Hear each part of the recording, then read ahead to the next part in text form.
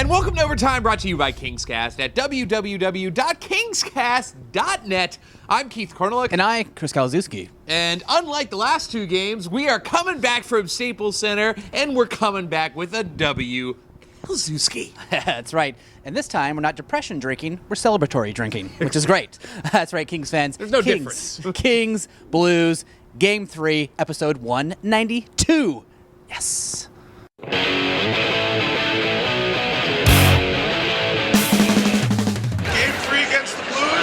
Kings down 2-0. They've only scored 2 goals against Brian Elliott in the series. I'm saying they come out a little hotter tonight. 3-0 Kings. 2-1 in the series. Coming into tonight, St. Louis Blues back in town, up 2-0 in the series. Los Angeles Kings looking at a game that is a must-win. We're now in every game is a must-win for the Los Angeles Kings. And, Chris, I felt through the first period, the St. Louis Blues, Los Angeles Kings weren't really doing a lot. No one really dominated. Maybe a little bit towards the end of the first period, the Kings kind of kicked it up a little bit. But it was a very safe hockey game. Maybe that's because the Los Angeles Kings play on the smallest form of ice, according to Ken Hitchcock, which I've never heard ever, but yeah. It's kind of a weird thing to say, but yeah, both teams kind of feeling each other out there in the first. I mean, both know the huge impact of this, whoever wins this game, was. I mean, it was a must-win for the Kings. Obviously, I thought a lot of the players out there were playing like it. I thought Dustin Brown was very active. I really loved the play of Drew Doughty. He was all over the ice tonight. He left it all out there. Hey, it's Jaron from Eastvale, Riverside, and the first period, and it was pretty even. That power play wasn't that great. They need to find the puck a little better. Going into the second, a little bit more of the same. The Kings were able to get some momentum. I thought they spent a lot of quality time in there. The one issue that still stands out is the power play, and they did have a power play goal last game, but they are 1-13 in this series. Huge impact. They have to switch that around if they're going to win more games. Yeah, you got to have the power play. I think the Kings are 1-10 and the Blues are 1-13. So both teams not doing very well at all, with the man advantage. And, it was nice to see the Kings get a goal. Slava Voinov chipping in off of a play that was pretty much all Mike Richards, him stepping it up a little bit there. But it was one of those kind of fluky goals. I mean, you pay the price. Yeah, you go into the front of the net and good things are going to happen. And it certainly did for the Los Angeles Kings. But nothing bad on Brian Elliott. Brian Elliott looking like a Conn Smythe candidate at this point, even with the loss tonight. Hey, Kings fans, it's Nate the editor guy here. Third period's about to start. It's 1-0 Kings. Slava picking up the garbage. Kings 2, St. Louis 1. Going to the third period, I thought that there was maybe a little bit of a momentum shift for the St. Louis Blues. And shouts out to Alex Pietrangelo, who, as Nick Nixon informed us on the car ride home, played every single penalty kill and, played it very well. So there's definitely some good stuff happening there on the blue line for the St. Louis Blues. Hard team to play against, a very physical series. And I remember at the second intermission, we were out there and I said, if the St. Louis Blues win this series, is there anyone in the West that can beat them? Because they kind of feel like the Kings last year, except they have all their defensemen.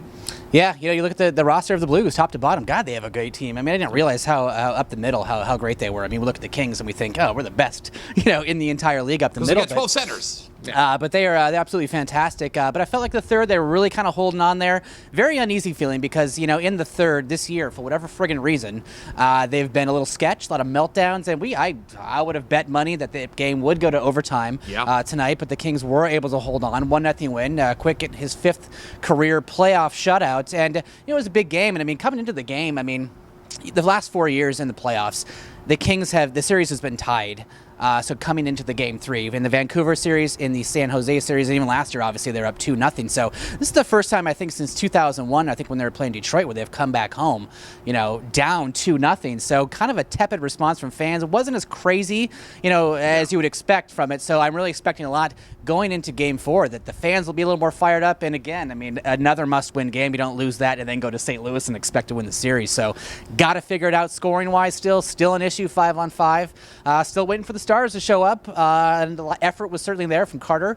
Kopitar had a lot of good, solid defensive plays, but they got to get the scoring. 3 goals in 3 games. What up, Kings fans? That's right. KingsCast forever! Yeah.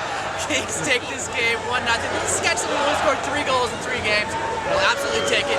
2-1 is the series. Another must-win on Monday. I go Kings. Yeah, definitely MVP. Still looking like Jonathan Quick tonight was, again, spectacular. Came up with some saves that most goalies would not have had, so that was good. A couple of things I noticed, Chris. First playoff game at Staples Center in the 2012-2013 season. First of all, the introduction video.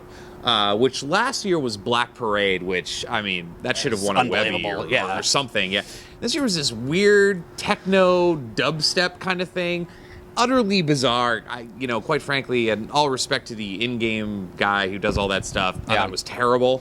The other thing, too, it's like, you eat a late lunch on a Saturday. You go to Staples Center, you want to get something to eat. Unfortunately, you can't be healthy at Staples Center. You go looking for a hot dog. They ran out of hot dogs. This was in the first period. In the second period, they ran out of hot dogs. Whatever. Regardless, you don't run out of hot dogs during a playoff game. Fire the guy that's ordering the inventory there, because that was kind of BS.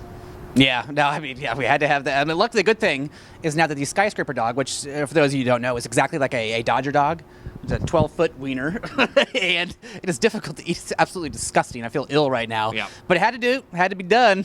But come on, Kings, order some more hot dogs.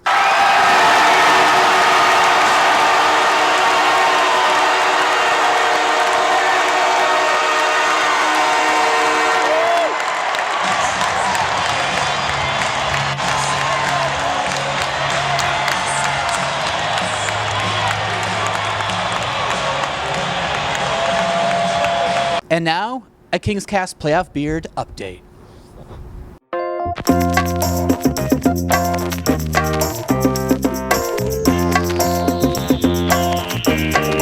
So Monday is going to be game number 4. Heading back to Staples Center, Blues up 2-1 in the series. And Chris, to me, the most concerning thing is in 3 games played, the Los Angeles Kings have scored 3 goals.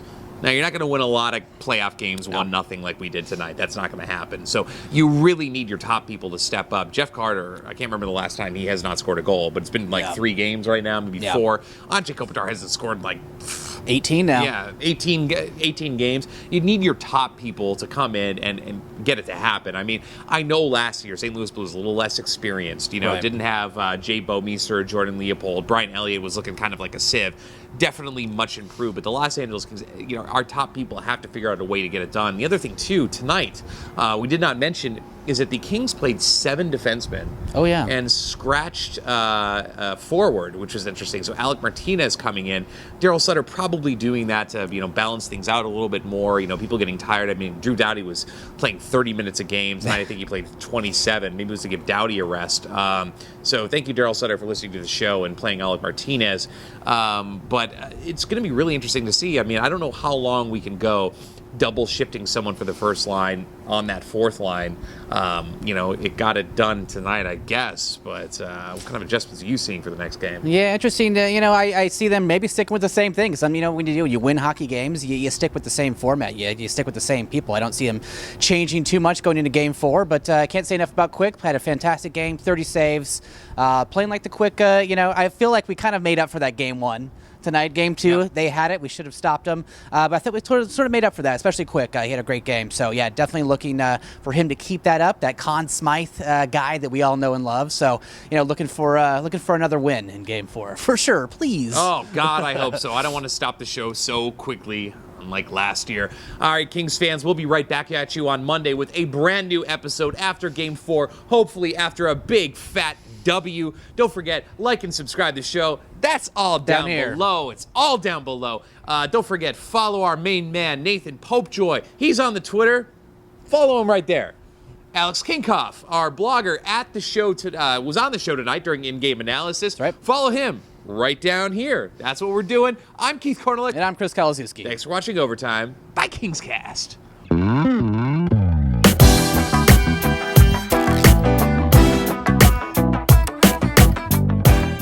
Mic drop.